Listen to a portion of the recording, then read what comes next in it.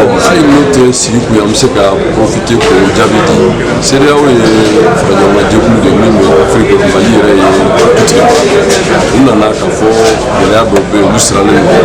jamana in kan dafiri jamana in n'ala sɔnna a tɛ dafiri an bɛ jamana in fɛ an ye jamanaden ye maa caman b'an na minnu ye jamana mara ka se kuma dɔ fo ma tubabukan na o ye suffisamment averti et responsable an bolo gɛlɛya min bɛ jamana kɔnɔ an y'o bɛɛ fɔ Juba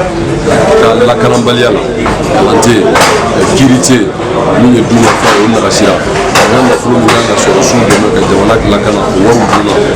kojugu min mana kɛ jamana kɔnɔ ni sariya k'a la ka baara kɛ o fana b'a la yɔrɔ kelen min kun bɛ ni mɔgɔ bɛ se ka sabali ka fɔ nin n'a bɛɛ ni élection kɛra ka ɲɛ président Boubacar Keïta ka san 5 kɛ jamanadenw bɛ taa ni sira wɛrɛ ye cɛsigi nana yira o fana dagɛrɛ jamana dun bɛ se ka to ten o de y'a to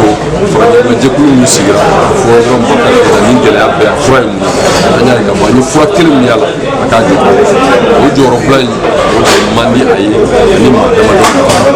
an ka faamuya la bi peuple yɛrɛ y'a faamu de a fura ye Boubacar Keïta n'a sɔnna k'a jɔyɔrɔ bɔ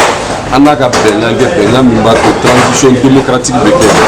mankan t'a la o ɲɛ t'a la o bɛ kɛ bɔda ye jamana ye ka sɔrɔ jamana tɛ kɛ gɛlɛya la n'a bann'o ma kuma ni gɛlɛya min bɔra la anw ka faamuya la o tɛ mɔgɔ wɛrɛ minɛ i bɛ Boubacar Keïta dɔrɔn parce que ni jamana kalifari ma ka jamana bɔgɔli d'i ma ka jamana bonya dɔ d'i ma ka tila ka jamana daniya kalifa ma e ka tila ka jamana kɛ awa sokɔnɔko ye n'o fɔ ma pouvoir familial oligarchique o fana o ye danaya ye min wulila ka bɔ fanga kan bi jamanadenw y'a faamu ko ce pouvoir de l'État souffre de légitimité jamanadenw ka danaya tɛ fanga in kan donc sini juma n'i y'a ye bi an n'an balimakɛ Bitar an bɛɛ ka ɲɔgɔn ye o la CEDEAO fana nana o siralen don sini bɔli la an ko siran ko tɛ ni jamana bɔra k'a fɔ u tɛ jamana ta kɔ ale yɛrɛ fana ta ye jamana ko ye a ka jamana fanga bila ne hakili la fɛn min t'i ta ye f'a kalifari ma ni jamanadenw y'i ka bila o sera kɛlɛ la donc an bolo ani CEDEAO ka kuma ye min ye mankan ci t'a la anw tɛ jamana ci an tɛ fara cibaga kan an tɛ kabakuru fili anw b'a fɛ jamana ka lafiya jamana ka hɛrɛ sɔrɔ kalan ka sabati lakana ka sabati ni Bitar yɛrɛ min filɛ o jagokɛlaba ye jagokɛla bɛ mankan fɛ yan n'i y'a ye bɛɛ ko a k'a bila a ye jamana yɛlɛma k'a kɛ sokɔnɔko de o tɛ se ka ɲɛ o n'i ye kumabagaw k'i ye mɔgɔ dɔ tɔgɔ fɔ Temini ma gagné o u y'a ta k'a bila assemblée kɔnɔ ko n'ale tɛ ko Temini ka bila nɔ la min bɛ Temini fana kɔfɛ o y'a di ɲɔgɔn ne yɛrɛ balima don mais jamana bɛ se ka mara ta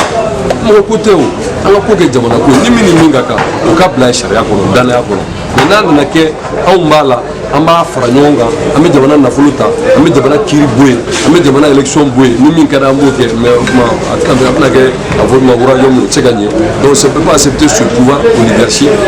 que le président Boubacar Keïta veut imposer pour tout le monde donc CEDEAO nana o de ɲɛɲini an y'a ɲɛ yir'u la sɛbɛnni kɔnɔ k'a d'u ma ka tila k'a f'u ye sini juma o bɛ kɛ seereya olu yɛrɛ ye k'a fɔ peuple tɛ bɛ ka bɔ mankan t'a la donc an bɛ kuma min kɔni ye.